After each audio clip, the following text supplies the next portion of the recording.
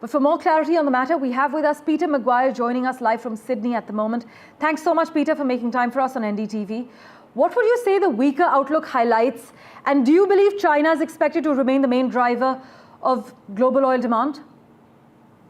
Well, good morning. I think a couple of things. Yes, I'll answer the first one. As far as consumption, China, they're really, I think, all guns are blazing to try and get internal demand up across the whole fabric of the nation. And commodity consumption, I think, will increase. And naturally, you would expect that to include oil, and all forms of energy. So I think that that's the first part, and electricity consumption, so everything burning of fossil fuels.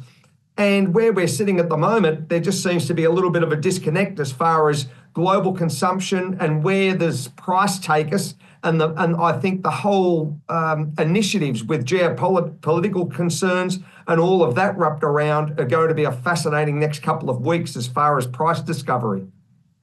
Well, forecasts, meanwhile, Peter, on the strength of demand growth in 2024 vary widely. Is this partly due to differences over demand from China and the pace of the world switch to cleaner fuels? I think so. I think that, and this is the dislocation in the sense what OPEC's looking at. You've got the International Energy Agency, you've got the EIA. So everyone seems to have a different broomstick as far as how much growth you're going to see or contraction as far as across the landscape of global demand. We're still producing and still consuming around about 103 million barrels a day. But is it going to, we see a pullback as far as that global consumption, or does it actually, ramp up from here? And this is the great dilemma that I think every agency has, and what they're looking at as far as the big drivers being the likes of China and certainly India, and across, very much the landscape of Asia. Right. Also, OPEC's outlook remains towards the top of industry estimates and actually contrasts with the International Energy Agency's far lower view. Any reasons why you think that's happening? Yes, I think it comes to a point in time that, different viewing agencies or different interpretations as far as market contraction or market growth. They look at economic drivers, they look at GDP, they look at just consumption patterns, and they also take on board geopolitical concerns and price, all of these metrics that go into coming up with a forecast. And that's what you're doing. You're forecasting where growth is going to be or contraction.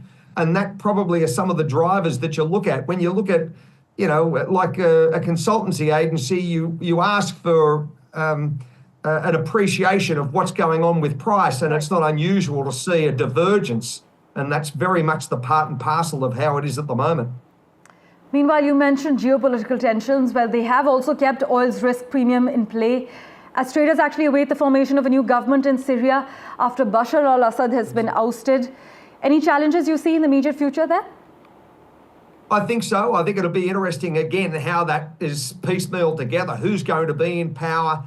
What's it going to look like as far as the fabric across Syria? And do you see other nations start to become more agitated? And I'm probably referring more to Iran. And that could be, I think, the powder keg that could change from a geopolitical standpoint, and price you could see an escalation in price if you were to see some sort of tension build. One needs to be considerate that oil prices are down nearly 17% since early July. So it's been and gasoline prices are back at 2021 levels in the United States. So prices are very trim at the moment, and it's not unusual to see tensions build, and that could well and truly be the standout here.